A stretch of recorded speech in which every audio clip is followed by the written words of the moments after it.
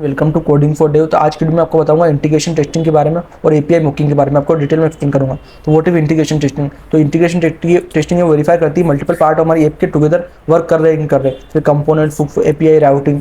तो हम सिमुलेट करते हैं कि रियल यूज सिनेरियो और उसकी बाउंड्री चेक करते हैं हम फ्रंट एंड कोड के अंदर। ओके, तो इसमें डिफरेंट यूनिट टेस्टिंग रहती है। यूनिट टेस्टिंग टेस्ट करती है स्मॉल पार्ट को, कंपोनेंट और हुक को, और इंटीग्रेशन टेस्ट करती है मल्टीपल यूनिट को वर्किंग टुगेदर। ओके, और जो बात करें यूनिट टेस्टिंग की, तो वो फोकस करती है इंटरनल लॉजिक पे, और इंटीग्रेशन टेस्टिंग फोकस करती है उसके बिहेवियर और फ्लो के ऊपर। ओके, जो इंटीग्रेशन टेस्टिंग है उसमें हम एक्चुअल कंपोनेंट को, ट्री को चेक करते हैं, और यूनिट टेस्टिंग में हम यूजर के आइसोलेटेड मॉक्स को चेक करते हैं।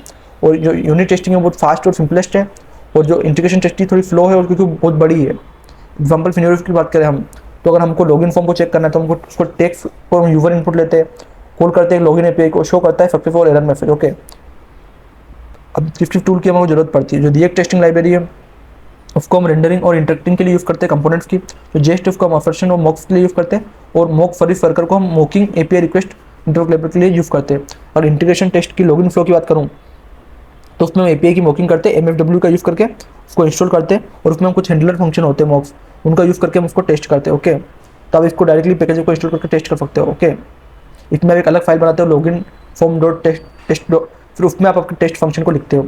ये क्या करता है? टेस्ट को वेरीफाई करता है, इनपुट चेंजेस को सबमिट करता है, उसके बिहेवियर को, एपीआई इंटरेक्शन को लेता है, और डायनामिक यूआई को अपडेट करता है।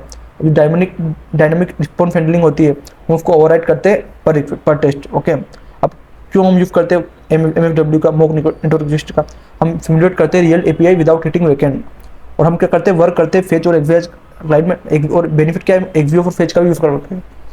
ये मैच करता है जो रियल रिक्वेस्ट के फेवर रहते हैं, तो हमारी जो एपीआई को कॉन्टेक्ट कर सके एक्यूरेट डाटा। ओके, इसमें हम बहुत रेस्ट और ग्राफक्यूएल दोनों को चेक कर सकते हैं, तो ये फ्लेक्सिबल है। ओके, और ये वर्क करती है बहुत यूनिट और ई टेस्टिंग पे। ओके, तो इसलिए हम इसको जो मॉक 4.5+ के लिए भी यूज़ करते हैं इसको।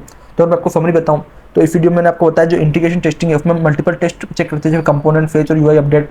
जो एपीआई मॉकिंग है उसमें हम यूज़ करते हैं एमएफडब्ल्यू का रिक्वेस्ट को इंटरसेप्ट करने के लिए, और जो टेस्ट रियलिस्टिक फ्लो के लिए हम सिमुलेट करते हैं रियल यूजर जर्नी, और अवॉइड करने के लिए एपीआई को टेस्ट में हम फास्टर और सेफर आइसोलेटेड वैल्यूज का यूज़ करते हैं, और ओवरराइड करने के लिए हम कस्टम एरर और एज टेस्टिंग का यूज़ करते हैं।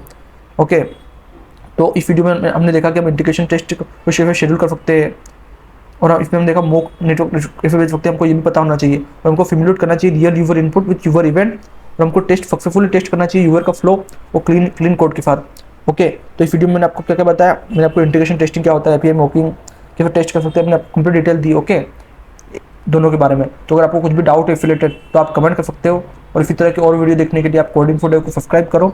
Thank you for watching.